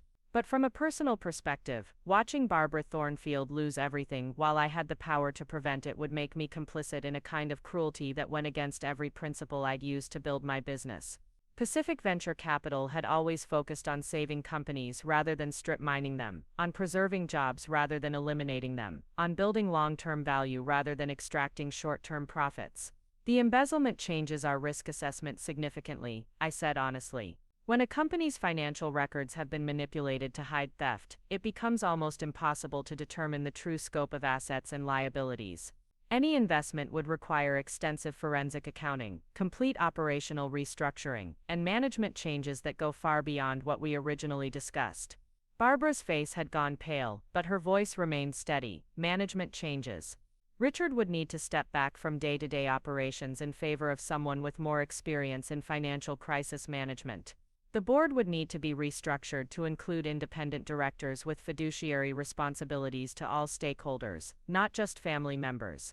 And every operational decision would need to be subject to oversight from Pacific Venture Capital's management team." I could see Barbara processing the implications, understanding that what I was describing wasn't a rescue so much as a takeover. Her family would retain ownership, but they would lose control, becoming junior partners in a company that had carried their name for 3 generations. "And if we refuse these conditions?" she asked. "Then Thornfield Development Group declares bankruptcy within the month, the family estate goes into foreclosure to satisfy personal guarantees, and 3 generations of work disappears because Martin Keating decided to steal $12 million. Derek had been quiet throughout this exchange, but now he leaned forward in his chair, his expression troubled. "Nat, there's something else we need to discuss, something that could complicate any potential agreement." I felt a chill of apprehension, wondering what additional crisis could possibly emerge in a situation that was already approaching maximum complexity. The detective asked me about your connection to the company, Derek continued. When I mentioned that my wife was considering an investment, he said it could create complications for the criminal investigation if there were any suggestion of collusion or advance knowledge of the embezzlement. The implication hit me like ice water. If investigators decided that my interest in Thornfield development was somehow connected to inside knowledge of Martin's theft, both the criminal case and any potential civil recovery could be jeopardized.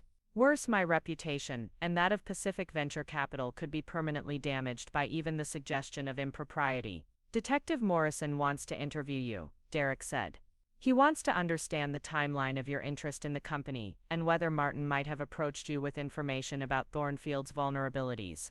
Barbara's expression sharpened with something that looked like predatory hope. A criminal investigation involving your business could certainly complicate things, couldn't it?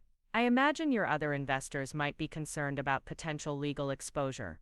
The threat was subtle but unmistakable. Barbara was suggesting that she could use the criminal investigation to damage my reputation, perhaps in retaliation for years of perceived deception or as leverage in negotiations about the company's future. It was exactly the kind of calculated malice I'd learned to expect from her, but it still struck me as breathtakingly short-sighted given her family's desperate circumstances. Barbara, I said calmly, I'm going to assume that stress and grief are affecting your judgment, because otherwise I'd have to conclude that you're threatening the person who represents your family's only hope of financial survival. I'm simply observing that legal complications could make any potential business arrangement more difficult to execute. Richard's voice cut through the tension with the authority of someone who'd spent 40 years mediating disputes between strong-willed personalities. Barbara, that's enough. Natalie is here trying to help us, and your hostility is both inappropriate and counterproductive. Inappropriate. Barbara's composure finally cracked, years of suppressed frustration and wounded pride spilling out in a torrent of accusation. What's inappropriate is being lied to for 3 years by someone who could have helped us avoid this entire disaster if she'd been honest about her resources and capabilities. What's inappropriate, I replied, standing to face her directly, is spending 3 years, treating your son's wife like a second-class citizen because she didn't inherit her money from previous generations of successful people. You deceived us about who you were. I let you reveal who you were. And what I learned is that you're the kind of person who judges others based on their bank accounts and social connections rather than their character or achievements. Barbara's face flushed with anger, but before she could respond, my phone rang. The caller ID showed Jennifer Walsh's number, and given the legal complications that Derek had just described, I knew I needed to take the call. I need to answer this, I said, stepping toward the library's French doors that led to the garden. Jennifer. Natalie, I've been monitoring police scanner traffic, and there's something you need to know immediately. Jennifer's voice carried the urgency of someone delivering bad news that couldn't wait for social niceties. Martin Keating was arrested this afternoon at Portland International Airport. He was apparently trying to board a flight to Costa Rica with approximately $2 million in cash and bearer bonds. Cash, the word came out louder than I'd intended, drawing curious looks from the three Thornfields. He converted stolen funds to cash. It appears he's been systematically liquidating assets for months, probably preparing for exactly this kind of escape attempt. The good news is that law enforcement recovered most of the money. The bad news is that his arrest is going to generate significant media attention, especially when reporters discover that he was stealing from one of Portland's most prominent families. Through the French doors, I could see Derek explaining something to his parents, probably updating them on what he could hear of my conversation. Richard looked relieved, presumably understanding that Martin's arrest meant the beginning of potential asset recovery. Barbara's expression was harder to read, but I suspected she was calculating how media attention might affect her social standing and the family's reputation. There's something else, Jennifer continued. The Portland Business Journal received an anonymous tip about Pacific Venture Capital's interest in Thornfield development. They're planning to run a story Monday morning about mysterious investment firms circling distressed local companies. The reporter specifically asked about connections between PVC and the Thornfield family. Anonymous tip, I repeated, wondering who would have that information and what their motivation might be for sharing it with the press. Victoria Ashford was the obvious suspect, but she'd seemed genuinely interested in partnership rather than public embarrassment. Natalie, you need to decide quickly how public you want to go with this situation. Once the embezzlement story breaks, and your name gets connected to it, your privacy is gone forever. Every business decision you've made for 8 years will be subject to scrutiny, and every future deal will be conducted under media attention. I looked back through the French doors at the family that had spent 3 years treating me like an unwelcome guest at their own table. Richard appeared exhausted but hopeful, probably seeing Martin's arrest as the first piece of good news in a catastrophic day. Derek looked worried, undoubtedly processing the implications of criminal investigations and media attention for our marriage and his legal career. Barbara sat rigid in her chair, her expression suggesting that she was already calculating how to minimize reputational damage to herself and her social circle. Jennifer, prepare a full public relations strategy for Pacific Venture Capital. It's time to step out of the shadows. Are you sure? Once this becomes public, there's no going back to anonymity. I'm sure. And prepare acquisition documents for Thornfield Development Group. Full forensic accounting, management restructuring, and operational oversight. If I'm going to save this family from their own poor judgment, I'm going to do it on terms that ensure it never happens again. After ending the call, I returned to the library, where 3 pairs of eyes waited for information that would determine their family's future. Martin Keating has been arrested, I announced. Law enforcement recovered approximately $2 million in cash and assets. The rest of the stolen funds will require forensic accounting to trace and recover. Richard's relief was visible, his shoulders sagging as if a physical weight had been lifted. Thank God, at least we'll recover something.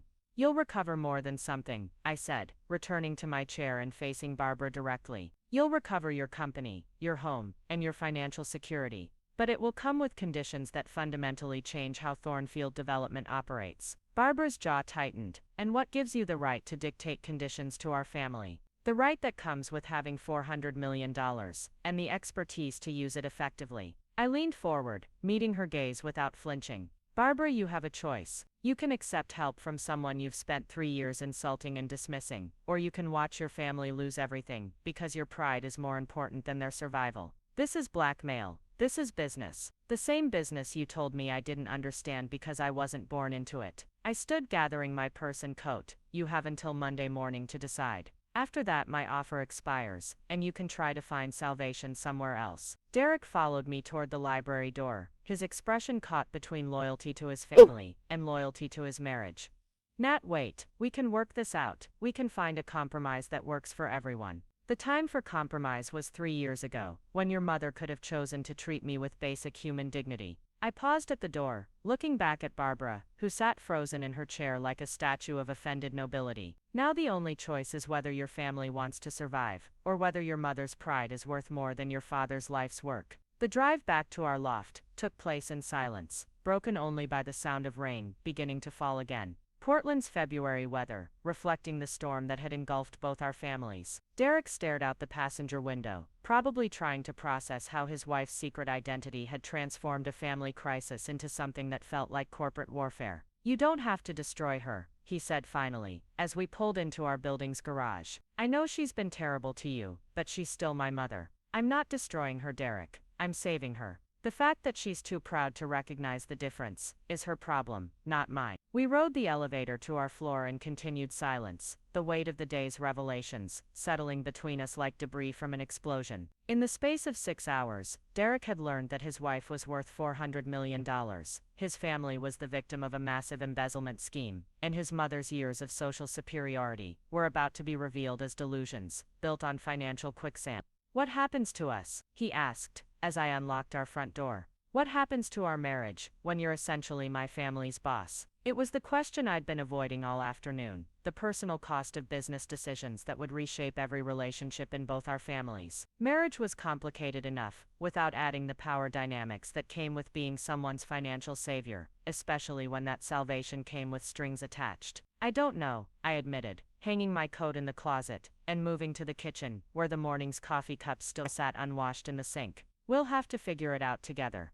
Together, Derek repeated, settling onto one of the bar stools that faced the kitchen island. Except now, you're the person with all the power and all the money, and I'm just the son of people who need your help to survive. I turned to face him, recognizing the fear behind his words. Derek had never been particularly concerned about money during our marriage, comfortable with what he assumed was our modest middle-class lifestyle. The revelation that I'd been essentially subsidizing that lifestyle, while maintaining the fiction of financial equality, had shifted something fundamental in his understanding of our relationship. You're my husband, I said simply. That doesn't change, because the numbers in my bank account are different than you thought. Doesn't it? How do I know you ever really needed me, or wanted me, instead of just finding me convenient? How do I know this whole marriage isn't some kind of elaborate role-playing game for someone who was bored with being rich? The accusation stung because it contained just enough truth to be dangerous. I had enjoyed the simplicity of our relationship, the relief of being loved by someone who didn't know about my wealth, and therefore couldn't be motivated by it. But that enjoyment had come at the cost of honesty, and now Derek was questioning everything about our connection. I married you because I love you, I said. Everything else is just details. Details, Derek laughed bitterly. $400 million is just detail. My phone buzzed with an incoming text from Marcus. Media calls starting. WSJ, Bloomberg and Oregonian, all asking about PVC Thornfield connection. Need guidance on response strategy. The outside world was beginning to intrude on our personal crisis, demanding answers to questions that would determine not just the future of Thornfield development, but the future of Pacific Venture Capital's public profile. By Monday morning, the business world would know that the mysterious founder of one of the Pacific Northwest's most successful investment firms was a woman who'd built her fortune from nothing, while hiding in plain sight. But first I had to decide whether my marriage could survive the collision between love and money, between the woman Derek thought he'd married, and the woman I'd always been. Derek, I said, moving around the kitchen island to stand beside him. I need you to understand something. The money doesn't change who I am. It just reveals who other people are when they think I don't have it. Like my mother, like your mother, and like you if you decide that my bank account matters more than our relationship. Derek was quiet for a long moment, processing the choice I'd just presented. Outside our windows, Portland's evening lights were beginning to twinkle across the river, the city settling into Saturday night routines that felt impossibly distant from the crisis consuming our lives. I need time, he said finally. I need time to figure out how I feel about all of this.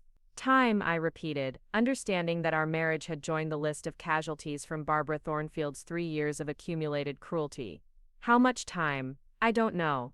Enough time to decide whether I can live with being married to someone who's been lying to me for 3 years, even if the lies were meant to protect us both. I nodded, recognizing that fairness demanded giving Derek space to process revelations that had upended every assumption about our life together. But I also understood that some distances once created became impossible to bridge. Some lies, even well-intentioned ones, left permanent scars on trust. Take all the time you need, I said. But remember that while you're deciding how you feel about my money, your family is deciding whether they want my help to survive. Derek gathered his keys and wallet from the kitchen counter, apparently planning to spend the night somewhere else while he sorted through the wreckage of his assumptions about our marriage. Where will you go? I asked. Caroline's apartment, probably. She's the only member of my family who isn't completely insane right now. After Derek left, I poured myself a glass of wine and stood at the living room windows watching traffic move across the Burnside Bridge. Tomorrow I would begin the process of transforming Pacific Venture Capital from a shadow operation into a public company with a public face. Tomorrow I would finalize the terms for rescuing Thornfield Development Group from the consequences of their own poor judgment and criminal victimization. But tonight, I mourned the end of the simple life I'd built with a man who'd loved me without knowing who I really was, and wondered whether the woman powerful enough to save his family would be strong enough to save their marriage. The Portland Business Journal hit the newsstands Monday morning with a headline that changed everything. Mystery mogul revealed. Foster kid builds $400 million empire while hiding in plain sight. Below the fold, a smaller story detailed Martin Keating's arrest and the embezzlement that had devastated one of Portland's oldest development families. By noon, every major financial publication on the West Coast was running follow-up pieces about the woman who'd built Pacific Venture Capital while maintaining a craft store as cover. I spent Monday morning in back-to-back interviews with reporters who seemed fascinated by the narrative of hidden success and family drama that read like a corporate thriller. The questions ranged from professional admiration for my business acumen to barely concealed incredulity that someone could maintain such an elaborate deception for so many years. Why hide your success? Asked Sarah Chen from Oregon Business Magazine during our 10:30 interview. Most entrepreneurs would want recognition for building something this significant. Recognition comes with complications, I replied, sitting in the Pacific Venture Capital conference room that was finally being used for its intended purpose. When people know you have money, their motivations for interacting with you become suspect. I wanted relationships based on who I was, not what I owned. including your marriage. The question cut closer to home than I appreciated, especially given that Derek hadn't returned my calls since leaving Saturday night. Caroline had texted Sunday to confirm he was staying at her apartment, but beyond that, my husband remained unreachable while he processed the implications of learning his wife's true identity. My marriage is complicated by the same dynamics that affect all relationships when significant wealth is involved, I said diplomatically. People make assumptions about motivations and power balances that don't necessarily reflect reality. What I didn't tell Sarah Chen was that Derek's silence felt like a countdown to something I wasn't ready to face.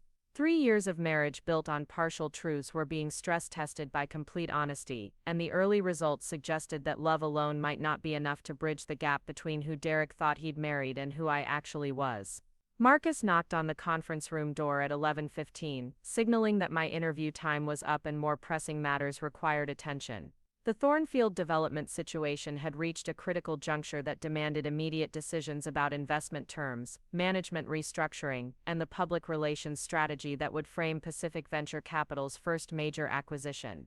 The Wall Street Journal wants to interview you this afternoon, Marcus reported as Sarah Chen gathered her recording equipment. They're particularly interested in your investment philosophy and how personal relationships factor into business decisions. Personal relationships, I repeated, recognizing the subtext. Financial reporters loved stories where business and personal drama intersected, especially when those stories involved prominent families, hidden wealth, and criminal investigations.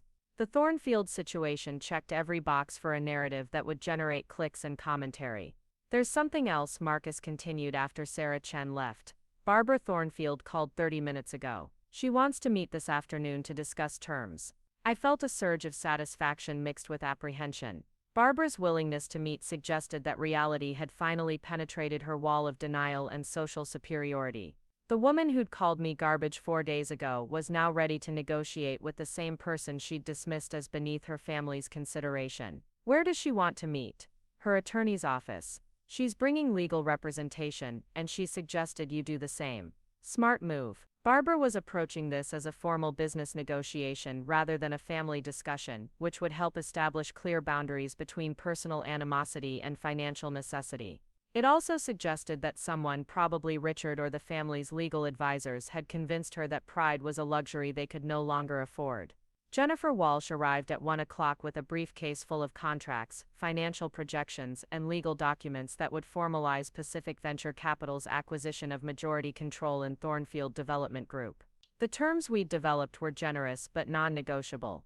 $50 million in immediate capital injection, complete restructuring of management and operations, board composition that included 3 Pacific Venture Capital appointees, and forensic accounting oversight until the full scope of Martin Keating's theft was determined. This is essentially a controlled takeover disguised as a rescue package, Jennifer observed as we reviewed the final contracts. Barbara Thornfield is going to hate every page of this agreement. Barbara Thornfield is going to sign every page of this agreement because the alternative is watching her family lose everything, I replied. Her feelings about the process are secondary to the results. The law offices of Morrison, Blake & Associates occupied the top floor of a downtown high-rise with views that encompassed the Willamette River and the mountains beyond. I'd chosen to wear my most conservative business suit, charcoal gray with minimal jewelry, projecting the image of serious financial authority rather than artistic creativity. The woman who'd sold handmade soaps was being temporarily retired in favor of the CEO who controlled 9-figure investment decisions. Barbara arrived precisely on time, accompanied by her attorney and looking every inch the society matron facing an unpleasant but necessary task. Her silver hair was styled in the kind of elegant chignon that probably required an hour with a professional stylist, and her navy dress and pearls suggested someone preparing for a formal social occasion rather than a business negotiation that would determine her family's survival. The conference room was neutral territory, modern and sterile in a way that discouraged emotional displays in favor of clinical financial discussions. Barbara took the seat across from me, her posture perfect and her expression carefully controlled, giving no indication of the desperation that had driven her to this meeting.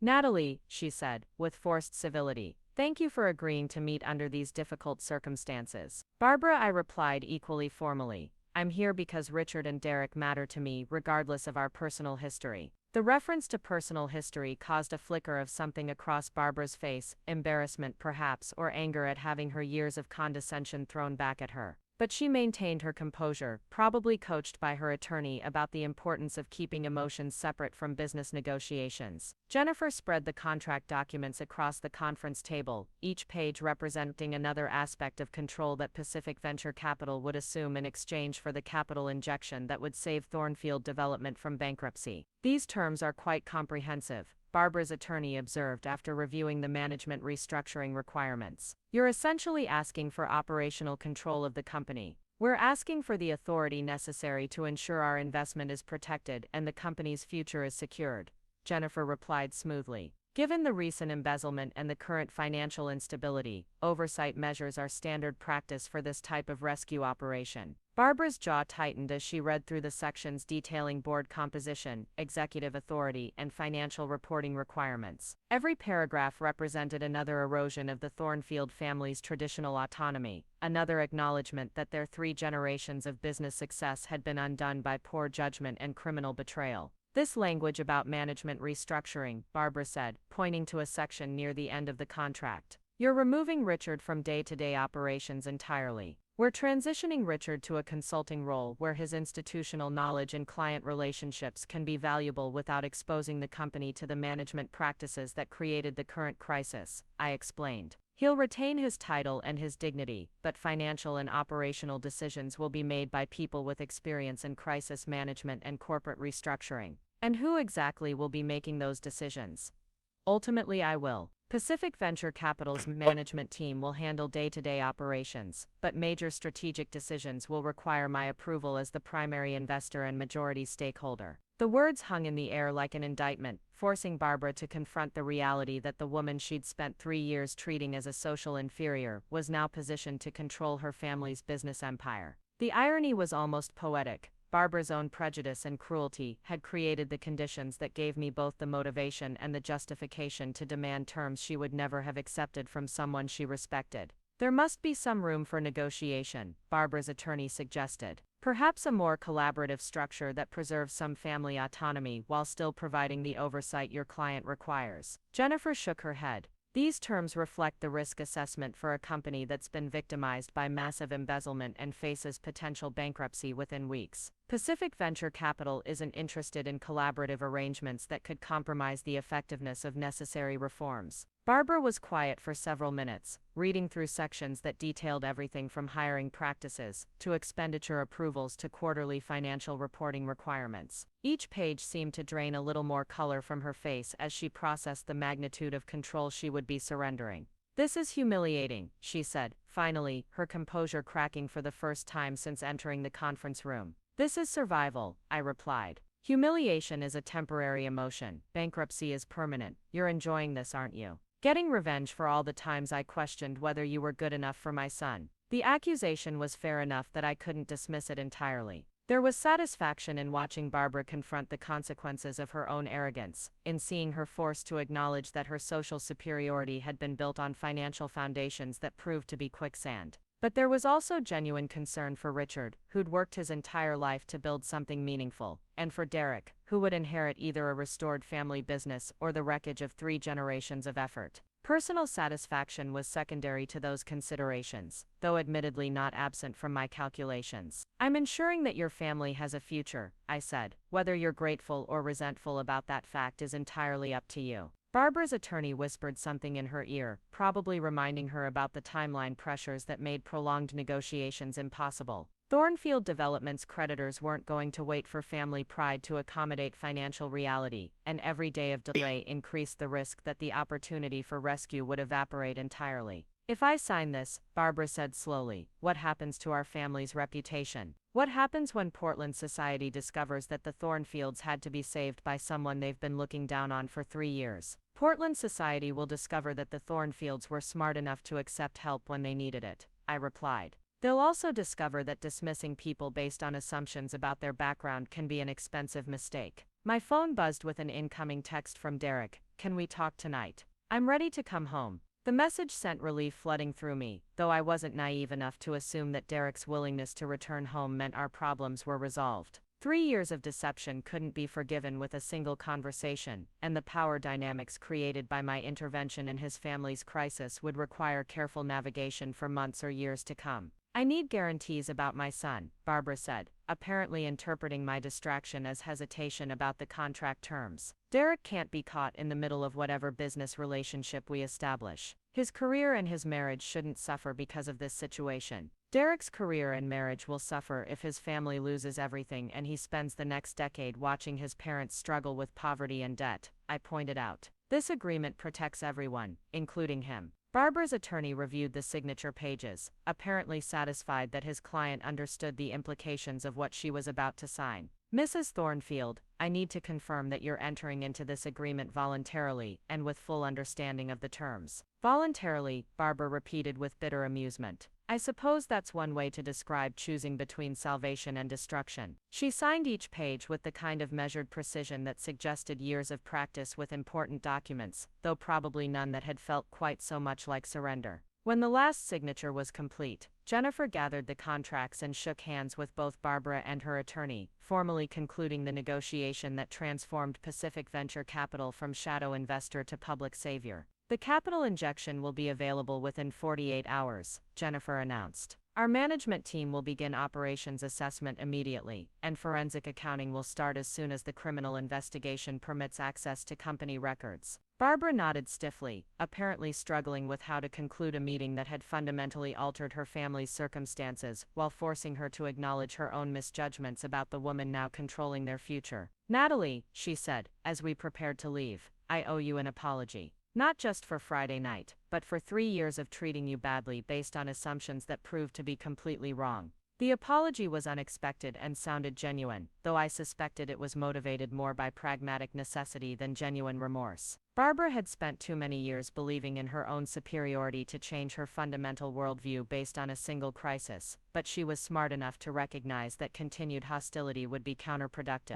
Apology accepted, I said simply. Now we focus on building something better. The drive back to our loft took me through the Pearl District, where Rivera Artisan Goods continued operating as if nothing had changed, though I suspected that reality would intrude soon enough. By tomorrow every customer would know that the woman who sold them handmade soaps was actually a financial powerhouse whose business decisions affected hundreds of employees and millions of dollars in investments. Derek was waiting in our living room when I arrived home, sitting on the couch with 2 cups of coffee and an expression that mixed relief with lingering uncertainty. He looked like he'd slept poorly for 3 nights, which probably meant Caroline's guest bed was less comfortable than our memory foam mattress, but also that processing the revelation of my secret identity had been more difficult than simple logistics. How did it go with my mother? He asked as I hung up my coat and joined him on the couch. She signed the agreement. Pacific Venture Capital now owns 60% of Thornfield Development Group, with operational control and management authority. Your family will survive, but they'll do it under terms that ensure this kind of crisis doesn't happen again.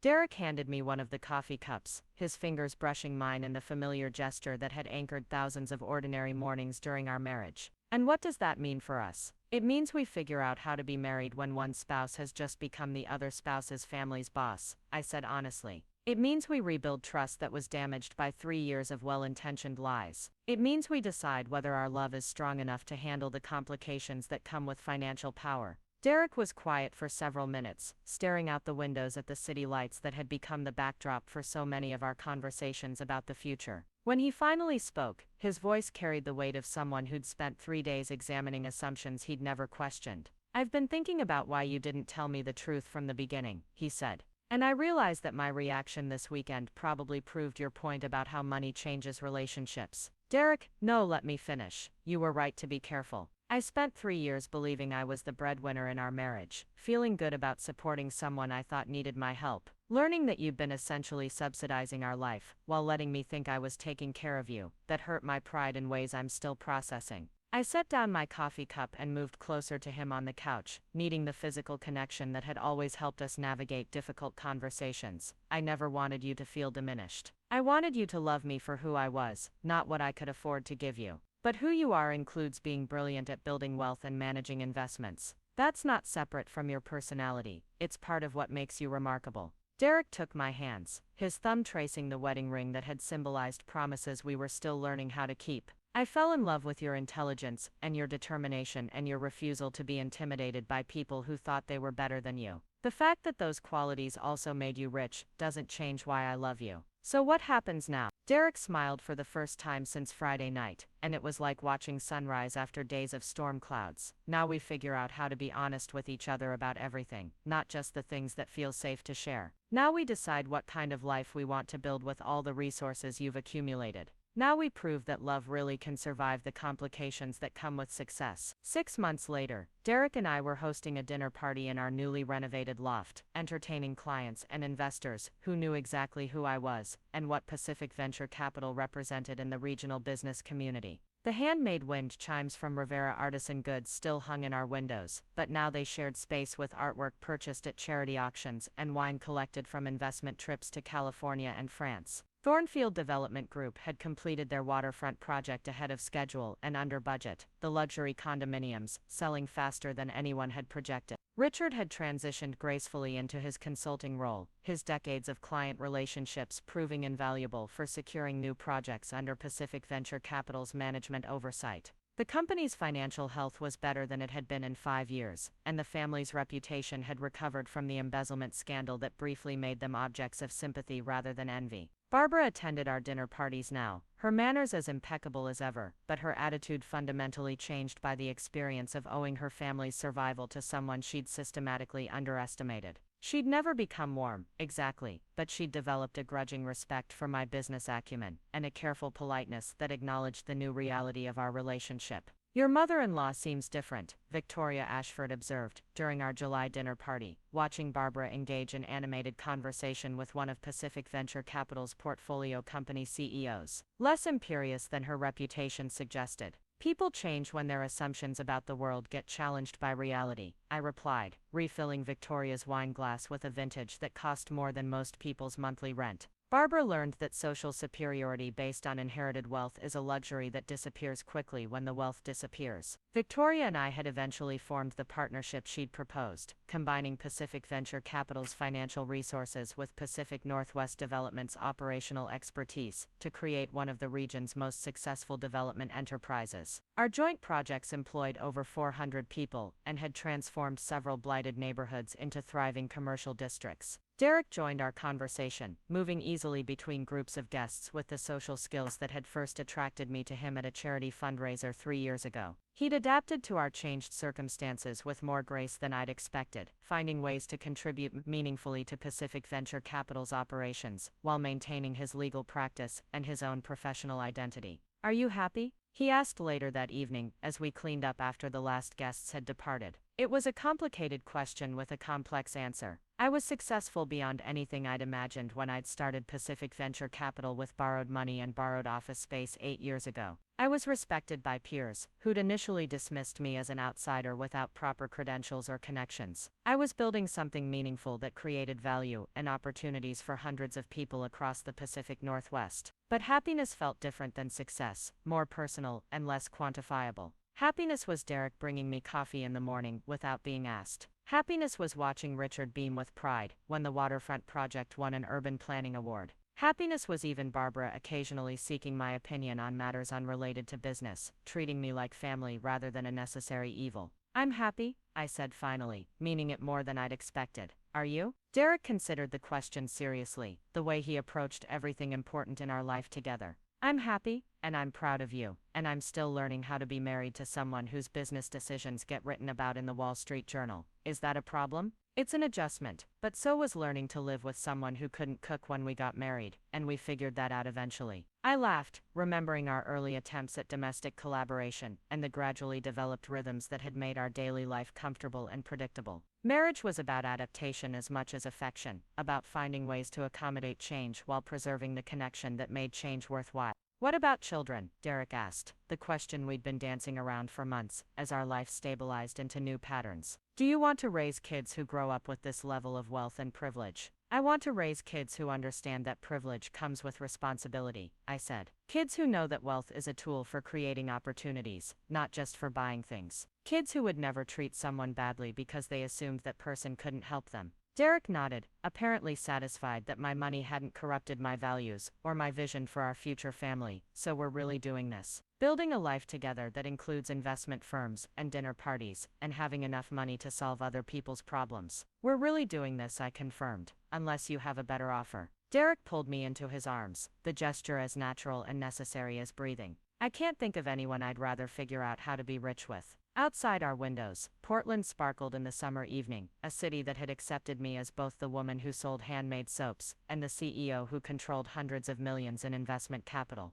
The transition from shadow operation to public company had been challenging but ultimately liberating, allowing me to claim credit for achievements I'd worked years to accomplish. Rivera Artisan Goods still operated in the Pearl District, though now it was managed by a team of employees rather than by me directly. The shop had become a symbol of my commitment to supporting local artisans and small businesses, proof that financial success didn't require abandoning the values that had guided my work from the beginning. Pacific Venture Capital had offices in 3 cities now, with plans for expansion into California and Washington. Our portfolio included dozens of companies, from software startups to manufacturing firms, to the development projects that were reshaping Portland's urban landscape. Every deal was evaluated, not just for financial returns, but for impact on employees, communities, and the broader economy. But perhaps the most satisfying change was personal, rather than professional. The woman who'd grown up in foster care, who'd worked 3 jobs to pay for college, who'd built an investment empire while hiding behind shell companies and proxy representatives, no longer needed to hide or apologize for her success. Barbara Thornfield had called me garbage, thinking she was putting an upstart in her place. Instead, she'd revealed the truth about both of us, that respect isn't inherited, it's earned, and that sometimes the people you dismiss as worthless turn out to be the ones holding the power to save you. The lesson had cost her family $50 million in their independence, but it had also saved them from losing everything. Whether that qualified as justice or mercy was probably a matter of perspective. For me, it felt like both. Up next, you've got 2 more standout stories right on your screen. If this one hit the mark, you won't want to pass these up. Just click and check them out.